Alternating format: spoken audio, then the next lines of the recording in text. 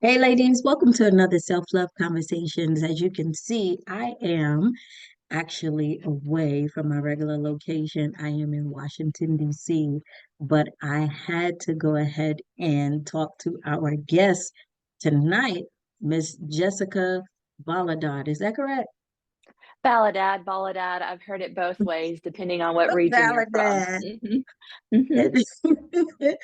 And we're going to talk about tonight something that's very important, which is your body, right? We all need to know how to take care of ourselves and to pay attention to our bodies and actually be able to look at ourselves in a way in which we start to do the things that we need to do to start putting ourselves first. And I talk about that all the time. So now I'm going to let you hear it from another expert. So, Jessica, thank you so much for being here. Well, thank you so much for having me. I really appreciate the opportunity to tell my story and hopefully inspire your audience. Absolutely. And that's where I actually want to start. Why why this area? Why do you want to let women know why it's important that they need to take care of their bodies? And why is it important for them to actually put themselves first? So, at 33 years old, I was diagnosed with breast cancer after performing a routine self exam in the shower. It was Wow. yeah, it was something I had developed at 18 years old when I was in college. I had a benign tumor removed as a freshman because I accidentally found a lump in the shower, and it Mm, was it was a hormonal growth called a fibroadenoma, and because it was causing me discomfort, my doctor thought that it should be removed. And that experience, my doctor talked to me about the importance of performing self exams, knowing my family history, understanding what breast density was. And I realized when I had breast cancer, women were not talking about these things. We're often shamed and told to be quiet, don't talk about that, no one wants to know your business. No, like with a trusted person and in the right environment, please talk to your friends, your loved ones about this absolutely. stuff. Yes. Um, Hmm. Women are shamed for their bodies in so many different areas. It's more like keep quiet, cover up, don't show your bra, don't show your stomach throughout society in different ways. I mean, I remember being in middle school and having to go to the principal's office because my shorts were a half inch too short. And Wow. it's just the shame that women have faced in their bodies over time. There's a lot of undoing that needs to be done there. So I speak openly about women performing self exams, talking about their bodies, loving their bodies, and so that they can take care of themselves should something like a medical crisis take place. Exactly. So when it went from being a benign lump to actually cancer, what was going through your mind at the time? I remember it was, let's see, 2018, I had performed a self exam in January. I performed a self exam in February of 2018. March of 2018, I actually skipped my self exam because I was seeing my practitioner that month. And I thought, who better than my medical provider than to do a clinical, thorough exam of my body and my breast, especially? I'm going to skip it this month. She performed the exam and she didn't say anything to me about a lump.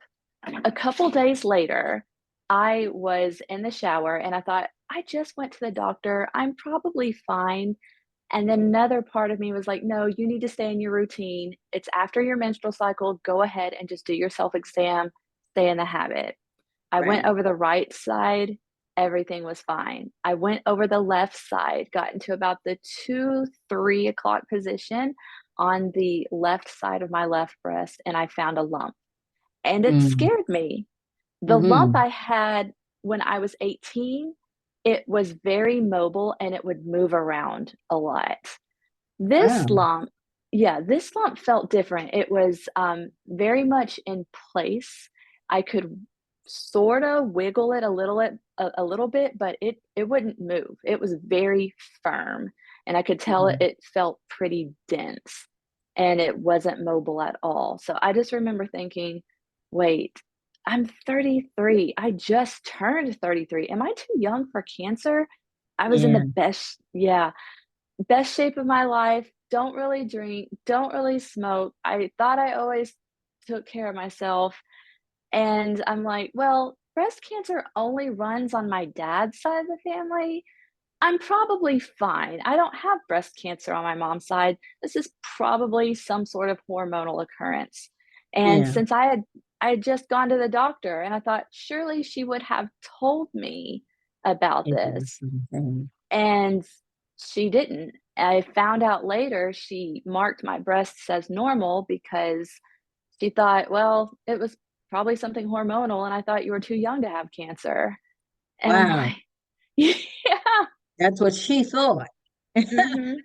Wow, wow. Yeah. And I say wow because that it's so life changing. The beauty about what you're saying is you know how to check your breast. There's a lot of women who don't know. You also Mhm. said that you were consistent with it because you would do it after your period ended and everything, just to make sure everything was okay, right? Mhm. Right. And for the doctor to go ahead and say, oh, well, there's nothing wrong. And you're thinking it's okay, and then go back and it's like, oh, well, I thought it was something. And now, you got breast cancer. It had to be something in your mind that said, okay, now, what is this road going to be like? Am I going to do the chemo? What are my options? Did you go through that? Did you go through that period of, you know, you are trying to figure out how you're going to navigate and move through this thing? Or were you pretty okay? Like, were your feelings all over the place? From the moment I found the lump and all of the things that I considered that talked me out of it being cancer at that time, Mm-hmm. I had gone almost 4 months before I went back to the doctor. So the tumor was Wow. growing, Mm-hmm. and, I was kinda running out of time by the time it was discovered as breast cancer, Yeah. and I'm the 4th generation on my dad's side of the family to have breast cancer. 11 women in total have had breast cancer on my dad's side of the family, and yet there is no known gene mutation that's been found in my family. It's Wow. pretty crazy. Yeah. They know it's genetic, probably, they just don't exactly know how. So I remember watching people in my family, my aunts, my grandmother battle breast cancer. And when I was diagnosed, I told myself, I'm going to finish the battle that started with them. Cancer Wow. ran in my family until it ran into me. Mm-hmm. So I chose to do the 16 rounds of chemotherapy. I had a double mastectomy. I went through 24 rounds of radiation. I had a hysterectomy preventatively to keep my body from producing any more hormones. And then Mm. I had a 10-hour flap reconstruction. I didn't want to have implants. They took fat tissue and blood vessels from my stomach and placed them in my chest to recreate my body. So Mm. I told us I wanted them to throw the book at me. And Mm-hmm. long term, I'm now on a 10-year chemo pill. I have no cancer in my body that's detectable, but to keep it that way, I'm on a long term chemotherapy pill to keep cancer out of my body. So I just thought about all of my family members, and I just knew I'm like, if I'm gonna stop cancer, I'm gonna have to do everything. And I'm like, I'm listening to you speak, and I'm like, you are so brave because a lot of people would have freaked out, even if they knew that it was in their family, right? So it Right. seems like you knew exactly what to do. But I would ask for that woman who just found out yesterday or last week that, they have breast cancer and they are freaking out, right? Mhm.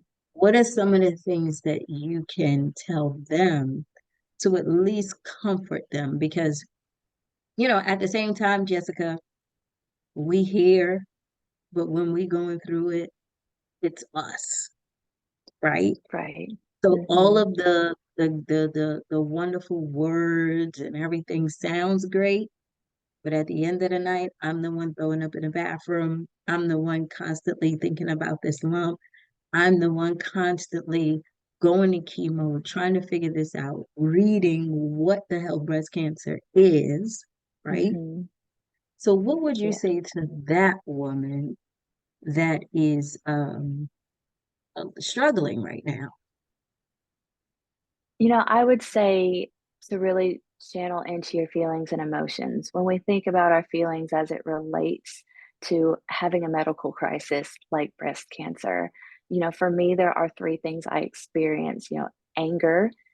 Yeah. Rather than seeing anger as this emotionally charged feeling, I used it as a tool to tell myself, all right, anger is telling me to, or rather, anger is telling me something is wrong and something needs to change. So, what was Mm, wrong? I had breast cancer. What needed to change? I needed to not have breast cancer. I need to do something about that. yeah, And then yeah. I and then I felt sadness. I was grieving my body. I gave value to my body. I felt betrayed by my body. So Mm-hmm. I really channeled my sadness and like, what is this really telling me? I gave value to something in my life and it's okay to honor that. Mm-hmm. Um, and then there's fear. If you break down what fear tells you to do, it's, you know, you have your fight, flight, freeze response. But at the same time, fear, I believe, also tells you to plan, to prepare, and to seek help. I Right. had to create I had to create a plan. I was going to do the chemotherapy, a double mastectomy, radiation at that time. Those are the decisions that I had made up front. Prepare. I had to get an oncologist, a breast surgeon. I had to, gather my family around me and decide who was going to be in my good vibe tribe to keep my Mm-hmm. spirits up. And then seek help. Did I need to get help, for my mental health? What did I need to help me get through chemotherapy and the side effects and the things that I would be experiencing? So rather than having all these feelings just run rampant through my mind, I turned them into tools to help me move forward. Right. And there are a lot of support groups, I would tell the women, where Mhm. you don't have to do it by yourself, right? Because Right. all of that information is coming into you at one. It's like you go to the doctor, you get your diagnosis, and they come back with all these pamphlets. And they say, Mhm. this is what you read, this is what it is, this is what you need, this is how you do this. Let me know if you need help. Of course I do. I Mhm. just got a diagnosis and I'm trying to figure out what would my next steps be, right? Right. And so for that woman, what she's saying to you ladies is do your best to get into action, figure out what you need to do for yourself, make decisions for yourself because it's your body, right? And you make those decisions, but at the same time, keep good people around you. Because when you're going through something tragic, it doesn't have to only be breast cancer, it could be anything, right? You need to have people around you that not only is going to support you, but that's going to speak life into you. Like you said, right? Like your good vibe tribe. Who's going to give you that inspiration you need when you just don't feel like it or you're sick and you're vomiting and throwing up so much where you just don't feel like doing anything. You want those people around you. So my next question is that now that you went through what you went through, how are you giving back?